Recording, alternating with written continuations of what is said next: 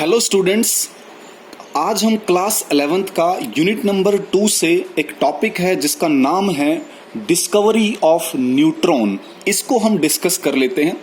तो शुरुआत में इसका आपने बैकग्राउंड को सुनना है। तो 1913 के अंदर एक मोसले नाम के साइंटिस्ट ने अपने एक्सपेरिमेंट वो कर रहा था और वो ये पता लगाना चाह रहा था कि जो न्यूक्लियस होता है उसके अंदर जो चार्ज की जो क्वांटिटी है वो कितनी है, इसके बारे में वो खोजबीन कर रहा था।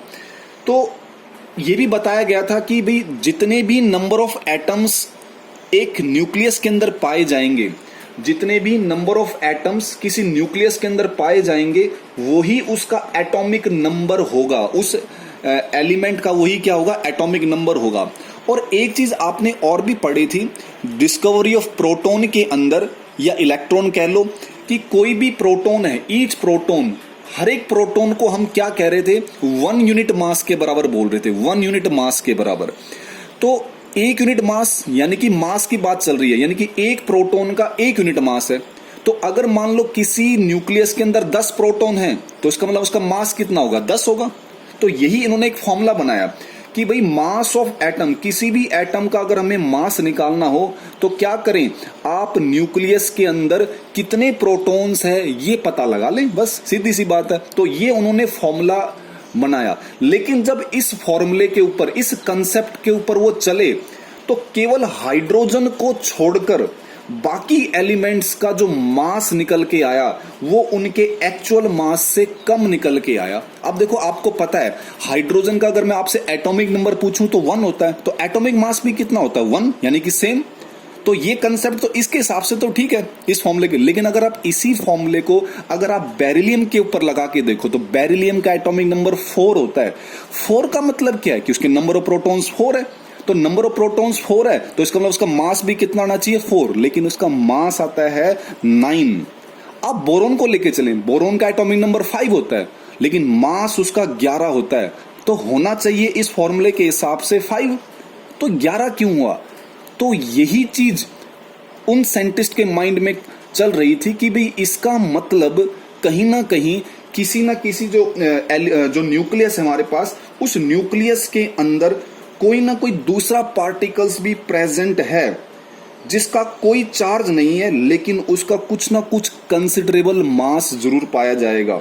तो इसी आइडिया को लेकर जो हमारे कैडविक साहब है, कुछ उसको चैडविक बोलते हैं, कुछ उसको कैडविक बोलते हैं, तो कैडविक के माइंड में ये आया भाई कहीं ना कहीं दूसरा पार्टिकल भी है जिसका कोई चार्ज नहीं है लेकिन उसका मास जरूर कुछ ना कुछ पाया जाएगा।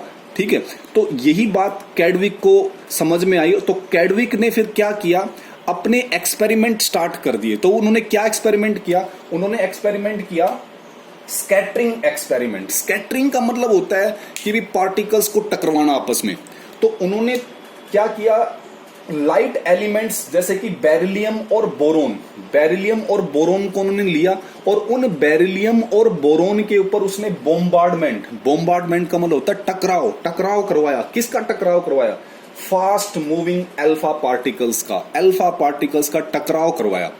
जैसे मान लो तुम्हारे पास ये बेरिलियम है और ये अल्फा पार्टिकल है, तो अल्फा पार्टिकल को उन्होंने टकराया इस तरह से।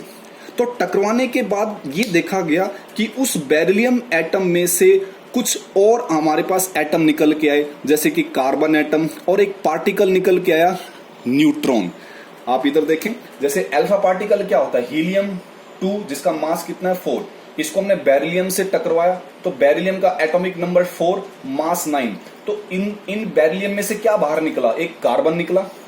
जब एक्सपेरिमेंट कर रहे थे तो कार्बन का एटॉमिक नंबर 6 होता है और कार्बन का मास कितना होता है 12। अब देखो कैसे पता लगेगा कि न्यूट्रॉन का मास 1 आएगा। देखो यहाँ पे 9 और 4 इनको अगर आप ऐड करोगे तो कितना आएगा, 9 और 4 कितना आएगा, 13। यहाँ पे लेकिन कितना आ जाएगा, 12। तो 12 में एक और कमी रहेगी, तो इसका मतलब यहाँ पे न्यूट्रॉन का मास कितना आएगा, 1। यानी कि अभी तो खैर इसको हम पार्टिकल बोलेंगे, न्यूट्रॉन तो बाद में नाम दिया था। तो इस पार्टिकल का मास कितना आएगा, 1। अब देखो 4 प्लस में 2 कितना होता है, 6। तो यहाँ पे कार्बन का कितना एटॉमिक नंबर है, 6। तो इसका मतलब यहाँ पे क्या आएगा, 0, क्योंकि बैलेंस भी तो करना है। 6 प्लस 0 6, तो इधर 4 प्लस 2 6, इधर देखो 9 प्लस 4 13 और 12 प्लस 1 13। ऐसे अगर आप हीलियम को लो ठीक है, तो इसको मैं हटा रहा हूं थोड़ी देर के लिए। ऐसे अगर आप हीलियम को लो और हीलियम का अगर आपने टकराव करवाया बोरोन के साथ, तो बोरोन का एटॉमिक नंबर 5 होता है, ठीक है, और बोरोन का एटॉमिक मास 11, तो 11 प्लस में 4 15 हो गया, तो 15, तो यहां से हमें पार्टिकल मिला नाइट्रोजन। नाइट्रोजन का एटॉमिक नंबर होता है 7, मास होता है 14। तो मुझे यहां पे कोई ना कोई पार्टिकल लिखना पड़ेगा जिसका मास मुझे कितना बढ़ाना पड़ेगा 1, क्योंकि 14 प्लस में 1 कितना होगा 15। मुझे बैलेंस भी तो करना है, 11 प्लस में 4 14 और 11 प्लस में 4 15, मेरे पास 14 पहले से आ चुका है, तो कमी कितने की रहेगी 1। इसका मतलब उस पार्टिकल का जो मास है वो 1 है। लेकिन यहाँ पे देखो 5 प्लस में 2 कितना हो गया 7, तो ऑलरेडी इसका कितना एटॉमिक नंबर है 7, तो यहाँ पे इसका मतलब 0, तो इसका चार्ज यहाँ पे क्या रहेगा, कोई चार्ज नहीं, न्यूट्रल चार्ज, लेकिन इसका मास कुछ ना कुछ तो रहेगा, ठीक है नहीं। तो ये जो पार्टिकल नजर आ रहे थे हमारे पास, इन्हीं पार्टिकल्स को उसने नाम दिया था न्यूट्रॉन का, ठीक है। जो ये नए पार्टिकल्स इमिट हो रहे थे, निकल रहे थे, इनका कोई चार्ज नहीं था, लेकिन इनका कुछ ना कुछ मास था। और वो मास किसके बराबर होता है, प्रोटॉन, क्योंकि प्रोटॉन का भी मास +1 होता है। जैसे इलेक्ट्रॉन का मास हम लिखते हैं -1, ये ध्यान देना आप, ये रिलेटिव मास है इनका, सॉरी रिलेटिव चार्ज है इनका, और इनका मास भी क्या होता है +1, और जो इलेक्ट्रॉन होता है वो -1 होता है। तो प्रोटॉन का +1 होता है, तो इसका भी मास किसके बराबर आया, प्रोटॉन के बराबर आया, ठीक है।